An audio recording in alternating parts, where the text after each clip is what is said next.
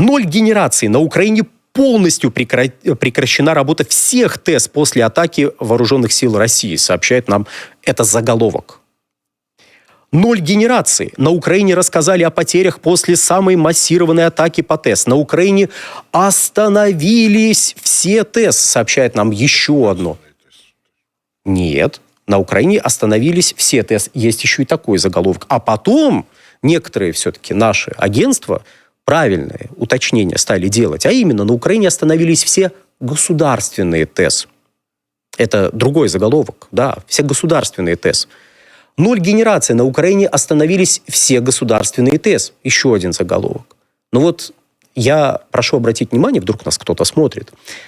Первые два, вот перечисленные здесь заголовка, мягко скажем, не соответствуют действительности. Потому что, как минимум, вот первый заголовок, полностью прекращена работа всех ТЭС, это неправильно. Нет, не всех ТЭС, а только принадлежащих Центрэнерго. Несмотря на то, что очень красивое, видимо, название, многообещающее, Центрэнерго. Эта организация не владеет всеми теплоэлектростанциями на Украине. Собственно говоря, давайте посмотрим, а что же у них там с установленной мощностью. Вот что у них с установленной мощностью. Там тоже есть ряд оговорок. Притом эти оговорки неплохо было бы иметь в виду некоторым нашим крупным телеграм-каналам, которые тут же стали все рассказывать. Что, смотрите. Центрэнерго. Установленная мощность 7,7 гигаватт. Это, дорогие друзья, официально. А в реальности 4,1 гигаватта. А знаете почему? Потому что под управлением этой организации находятся... Давайте сначала скажу, как сообщали... Весь список гигантский. Гигантский список, но я сейчас перечислю то, что пишут наши телеграм-каналы, многоуважаемые, которые с карты Российской Федерации, видимо, не очень знакомы. Так вот, наши телеграм-каналы пишут, значит, что под контролем этой организации, и, кстати, некоторые СМИ тоже так написали, Трипольская ТЭС в Киевской области, Змеевская ТЭС в Харьковской области и Углегорская ТЭС. Представляете? Углегорская ТЭС в Донецкой Народной в Донецкой Народной Республике, оказывается, находится под контролем, по мнению некоторых наших уважаемых крупных, уважаемых без всяких шуток телеграм-каналов, под, понимаете ли, вот контролем Центрэнерго. Сообщаю. Углегорская ТЭС вернулась на родину весной 22 года. А я предлагаю, значит, сообщить, вдруг, опять же, кто-то из уважаемых телеграм-каналов сподобится посмотреть, или кто-то из наших зрителей до авторов этих телеграм-каналов донесет. Довожу до вашего сведения. Углегорская ТЭС, тепловая электростанция в городе Светлодарске, в Донецкой Народной Республике. Филиал ГУП ДНР «Энергия Донбасса». Поэтому под управлением Центрэнерго находятся две крупные теплоэлектростанции. Ноль генерации. Все пропало. Да, Трипольская, по которой периодически прилетала, и Змеевская, по которой тоже периодически уже прилетала. Да, тут стоит заметить, что Углегорская ТЭС, если я правильно помню, обладает установленной мощностью порядка 3,6 гигаватт, но из этих гигаватт только 1,2 функционируют. Остальные законсервированы. Насколько мне известно, тут я, возможно, заблуждаюсь, делаю эту оговорку, но это, опять же, чтобы познакомить с географией Российской Федерации. Вдруг кому-то интересно, что у нас и как, чтобы не писали странные вещи. То есть речь идет про две электростанции. Две. Они временно вышли из чата. 4 гигаватта. Но тут люди вспомнили, что есть такое Международное энергетическое агентство. МЭА. Они главное по украинским ТЭС. Шутки шутками, а у них как минимум 4 доклада выходили на тему украинской электрогенерации. Последний доклад выходил в октябре 2025 года. Люди нашли, люди стали публиковать оттуда данные и говорить: посмотрите. Кстати, давайте посмотрим, что у нас пишет Международное энергетическое агентство. До 2022 года доступная для Я вот сейчас попробую еще раз. Доступная для диспетчеризации, выделяю я голосом ключевой момент, генерирующая мощность Украины составляла примерно 38 гигаватт. Потери за первый год войны из-за оккупации, разрушений и или повреждения составили, это мы цитируем МЭА, еще раз я так обращаю внимание, составили 19 гигаватт. А после дополнительных массированных атак весной 2024 года мощность снизилась до 12 гигаватт. В преддверии зимы 24-25 годов Украина смогла восстановить 3 гигаватта и продолжала ремонтировать и наращивать мощности в течение всего прошлого года. Структура производства электроэнергии в стране по-прежнему сильно зависит от 3 оставшихся в эксплуатации атомных электростанций, к вопросу о диспетчеризации, расположенных на западе и в центре Украины. В совокупности на них приходится 50% или 7,7 гигаватт генерирующих мощностей в стране. У нас люди встрепенулись, сказали: «О, это так мало осталось. Смотрите, было всего 38, а осталось так вообще ни о чем. Ну, там то ли 12, то ли 15 гигаватт». Ну, меня радует, что у нас люди столь... Гораздо больше, скажем, чем ОПЕК доверяют данным Международного энергетического агентства. Это во-первых. Во-вторых, когда у нас, опять же, в уважаемых крупных телеграм-каналах начали писать про 38 гигаватт, дорогие друзья, докладываю, установленная мощность энергосистемы Украины до 2022 года порядка 55 гигаватт. А почему же вот пишут 38? А потому что надо полностью читать и понимать написанное. Доступное для диспетчеризации. Ну, например, атомные электростанции. Ну, как-то вот, знаете, атомная электростанция. А ну быстро снизь объемы производства электрической энергии раза в 2. А ну быстро увеличь. Не надо трогать атомные электростанции. Вырабатывают и вырабатывают. То есть речь здесь шла про теплоэлектростанции. Гидроэлектростанции. Кстати, тут тоже такой момент. Если мы 38... Ну да, у нас получается, что даже вот эти данные, они не совсем верны, потому что туда надо добавить до 2022 года порядка 13, даже не 13, а 14 почти что гигаватт атомных мощностей. Просто Запорожская атомная электростанция, это 6 гигаватт, она теперь, ну, опять же, вдруг нас смотрят те, которые про Углегорскую были не в курсе. Вот докладываю, Запорожская атомная электростанция тоже сейчас в этой статистике не присутствует. Так вот, далее, там есть еще возобновляемые источники энергии.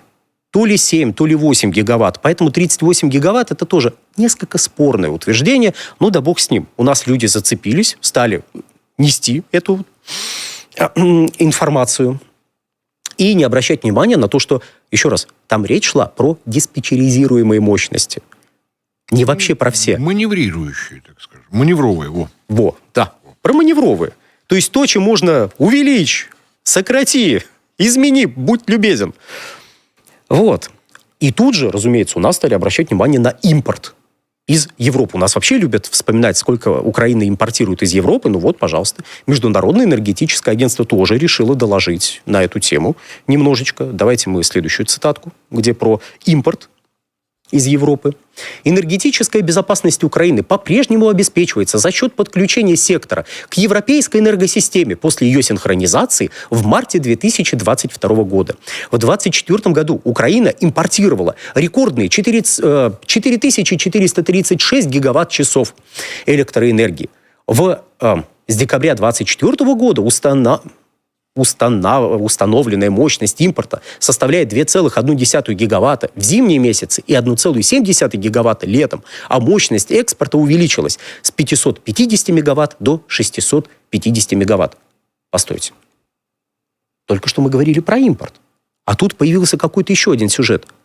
Экспорт. Ух ты! А вот на этот момент у нас почему-то особо не обращают внимания. А давайте обратим немножечко внимания, и особенно обратим внимание той части нашей аудитории, которая предлагает дергать рубильник кому-то из сопредельных с Украиной стран. Если можно, следующую цитату сразу, и мы так пронесемся по этой теме стремительно, что, может быть, даже все успеем обсудить, что вряд ли. За первые 9 месяцев 2025 года, сообщает Международное энергетическое агентство, объемы импорта сократились по мере постепенного восстановления генерирующих мощностей. В период с июня по сентябрь Украина стала нетtoэкспортером электроэнергии. Нетtoэкспортером электроэнергии. Только в сентябре она отправила за границу 635 гигаватт-часов, что стало самым высоким месячным показателем Ну, в общем, с начала полномасштабного вторжения, цитируем мы Международное энергетическое агентство. На всякий случай, 635 гигаватт-часов – это 635 миллионов киловатт-часов. Так оно нам привычнее, киловатт-часы. Ну, тут, мне кажется, стоит и про вот эти 4000, которые они импортировали, 4,5, давайте округлим. Ну, вот сообщает Международное энергетическое агентство. Тут, кстати, ему вполне можно доверять, что Украина импортировала 4,5 тысячи гигаватт-часов. Это 4,5 тераватт-часа. Украина потребляет около 100 тераватт-часов. Когда у нас говорят, боже мой, импорт просто жизненно важен для Украины, она без него вообще не может обойтись. Ну, в какие-то моменты, да, это, пожалуй, справедливо. Но в среднем импорт занимает, максимальный показатель, который мы можем вывести, где-то 4,5% от совокупного объема потребления электрической энергии на Украине. А вот тут вот, в этой цитате, кроется ответ. А почему, например, Венгрия или Словакия не дернут рубильник и не прекратят поставлять на Украину электрическую энергию? А то что это она? Потому что Украина – это еще и экспортер электрической энергии. И она не только импортирует из Венгрии, из Словакии, но и экспортирует в Венгрию, в Словакию. Это той части аудитории, той части, наших лидеров общественного мнения, которые очень любят дергать всякие рубильники, не понимая, что... Крутить краники, да. Рубить рубильники. Ну и давайте, а сколько Украине нужно электрической энергии? Вот мы в этой студии предлагали сравнивать Украину с московским регионом. И говорили, что где-то 18 гигаватт надо. Международное энергетическое агентство. Не то, чтобы оно нас послушало, но... К октябрю 2025 года Министерство энергетики Украины прогнозировало, что к началу отопительного сезона будет доступно 17,6 гигаватт общей генерирующей мощности, хотя зимой 2023-2024 года пиковый спрос достиг 18 гигаватт. В отопительном сезоне 2024-2025 годов он снизился до 16,5 гигаватт, в основном из-за более мягких температур. Однако в случае более холодной, чем обычной зимы, спрос может вырасти до 18 гигаватт и более. Собственно говоря, тут мы присоединяемся к Международному энергетическому агентству, мы ровно такую же оценку и озвучивали. Кстати, оценка проистекает из простого показателя. Украина потребляет электрическую энергию примерно в том же объеме, в котором потребляет московский регион. И опять, чтобы было понятно, вот про пиковый спрос написали. Есть в электроэнергетике нормативы по резервам. Резервы должны быть для той широты, для того климата, который у Украины есть, порядка 20%. Его нет. Но есть импорт. Если будет мягкая зима, проскочит.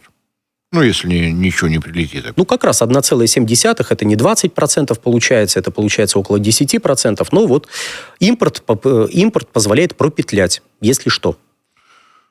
Если сообщения, подобные сегодняшнему от Центра энерго, не будут повторяться чаще.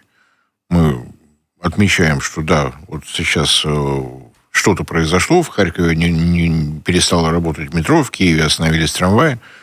Но надо не забывать, что энергетики на территории подконтрольной Киеву, они из нашей советской школы, они умеют.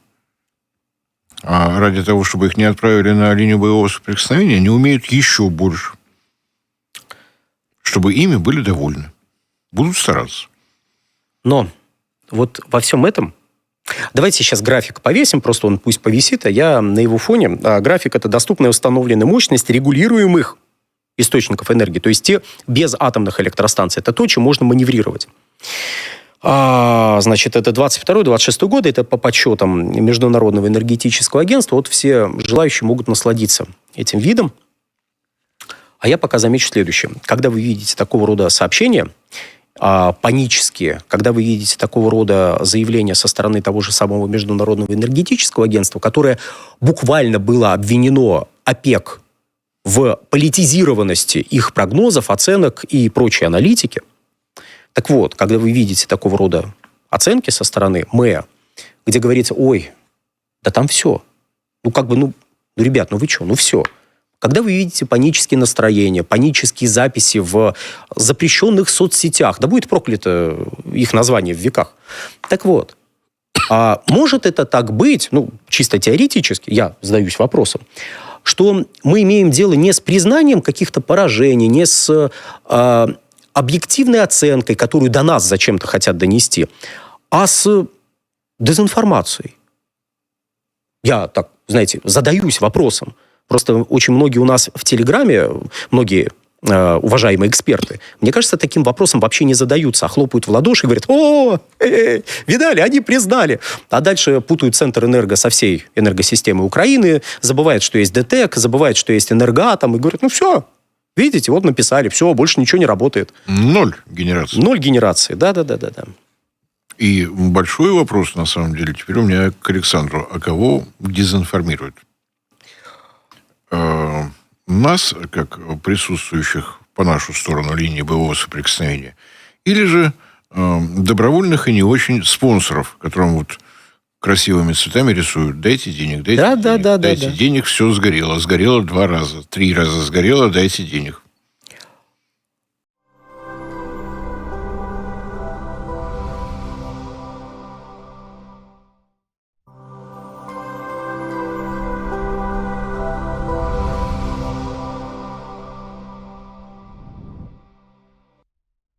Друзья, в очередной раз напоминаю о том, что полное название нашего канала – независимый аналитический онлайн-журнал «Геоэнергетика Инфо». И слово «независимость» после того, как была отключена монетизация со стороны Ютуба, для нас стало дорогим, ценным, близким. Для того, чтобы сохранять независимость, вы прекрасно понимаете, что в наше тревожное время необходимо прежде всего альтернатива, поиск спонсора, который будет задавать нашу новостную повестку, нашу, так скажем, стратегию и тактику, нам кажется не самым удобным. Поэтому напоминаю о том, что нас можно видеть прежде всего в нашем телеграм-канале, где мы стараемся сообщать все новости, касающиеся нашей работы, наших новых проектов. Вы нас можете видеть на портале ВКонтакте, вы нас можете видеть в Дзене, вы нас можете поддерживать за счет того, что у нас имеется страница на Sponsor.ru. Все это будет в описании под этим моим кратким вступлением с напоминанием о том, что если вы хотите, чтобы проект «Геоэнергетика Инфо» продолжал развиваться, нам необходима ваша помощь и поддержка. Большое спасибо за внимание.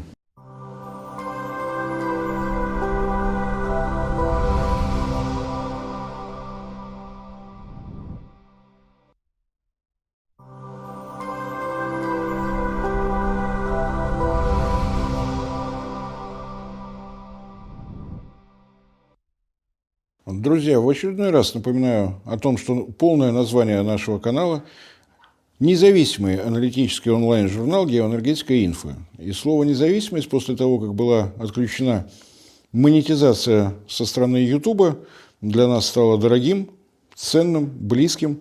Для того, чтобы сохранять независимость, вы прекрасно понимаете, что в наше тревожное время необходимо прежде всего альтернатива, поиск спонсора, который будет задавать нашу новостную повестку, нашу, так скажем, стратегию и тактику, нам кажется не самым удобным. Поэтому напоминаю о том, что нас можно видеть прежде всего в нашем телеграм-канале, где мы стараемся сообщать все новости, касающиеся нашей работы, наших новых проектов. Вы нас можете видеть на портале ВКонтакте, вы нас можете видеть в Дзене, вы нас можете поддерживать за счет того, что у нас имеется страница на Sponsor.ru. Все это будет в описании под этим моим кратким вступлением с напоминанием о том, что если вы хотите, чтобы проект «Геоэнергетика Инфо» продолжал развиваться, нам необходима ваша помощь и поддержка. Большое спасибо за внимание.